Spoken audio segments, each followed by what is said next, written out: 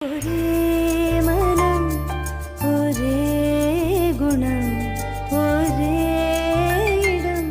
சுகம் சுகம் இதே நிலை இதே கலை இதே கதை இதம் இதம்